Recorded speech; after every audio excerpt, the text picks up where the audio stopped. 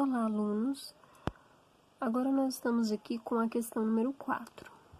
Foi dada a um grupo de alunos a equação 4x² menos 25 igual a zero. Então, basicamente, o exercício ele pede para que nós resolvermos, né? Então, resolvê-la e encontrar a sua solução, ou as raízes da equação. Em seguida, assinalar a alternativa abaixo que está representada a solução. Então, nós vamos resolver a equação 4x² menos 25 igual a zero. Para isso, a gente escreve aqui a equação. Então, 4x² menos 25 igual a zero. Esse menos 25, ele muda para o segundo membro. Então, fica 4x² igual a 0 mais 25, que é 25. Então, x² ele é igual a 25 quartos, porque esse 4 que estava multiplicando o x, ele vai dividir o 25. Dessa forma, basta extrair a raiz quadrada, olha, mais ou menos.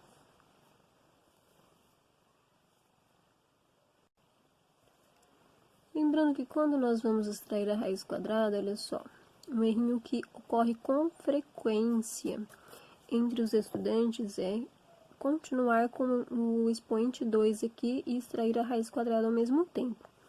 Então, note que quando nós extraímos a raiz quadrada, o expoente 2 ele desaparece, que é a operação inversa. Então, a operação inversa da potenciação é a radiciação. Então, x igual a mais ou menos raiz quadrada de 25 quartos. Vocês vão calcular raiz quadrada de 25 e raiz quadrada do número 4 e assinalar a alternativa correta. Vamos à questão número 5.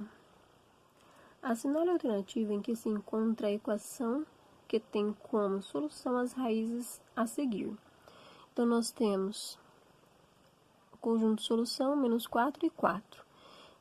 Então, qual dessas três equações aqui possui o conjunto solução igual a menos 4 e 4?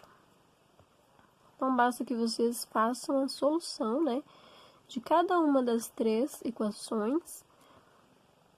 A que tiver o resultado menos 4 e 4 será a alternativa correta. Então, é simples essa questão. A questão número 6. Um jardineiro tem à disposição placas de gramas totalizando 48 metros quadrados. Ele quer plantar de modo que forme um retângulo onde o seu comprimento seja o triplo da sua largura. Então, item A. Com os dados do problema, encontre a equação da forma x² igual a b. Então, é o seguinte. O jardineiro ele quer plantar de modo que forme um retângulo onde o seu comprimento seja o triplo da sua largura. Então, se nós chamamos o comprimento de x, ou o comprimento seja o triplo da largura, então, na realidade, a largura nós chamamos de x. E o comprimento é o triplo, então, 3x. Sendo assim, né, a área desse jardim, né, vai ser x vezes 3x, que é igual a 48. X vezes 3x é a mesma coisa que 3x ao quadrado, que é igual a 48. Então, daqui vocês vão analisar se tem algo a mais a ser feito ou se o exercício está pronto no item A. Item B. Após encontrar a equação, resolva A e determine as dimensões desse retângulo. Então, sendo assim, se vocês determinarem que essa equação aqui já é a resposta do item A, vocês vão, no item B, resolver essa equação. Fazendo isso, vai determinar o valor de x e depois vai determinar quais são as medidas do comprimento da largura. Lembrando que a largura é o valor de x e o comprimento é o triplo dessa medida. Na questão número 7. Um garoto tem uma certa quantia de bolinhas de gude. Essa quantia elevada ao quadrado e acrescida de 11 produz um resultado igual a 75. Então, qual a equação do segundo grau gerada? Aí nós vamos notar o seguinte. A quantia de bolinhas de gude não foi dita. Então, nós vamos chamar de x.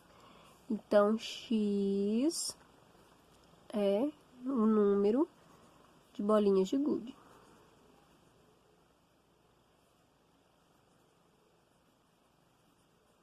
Sendo assim, nós vamos montar a equação da seguinte forma, olha.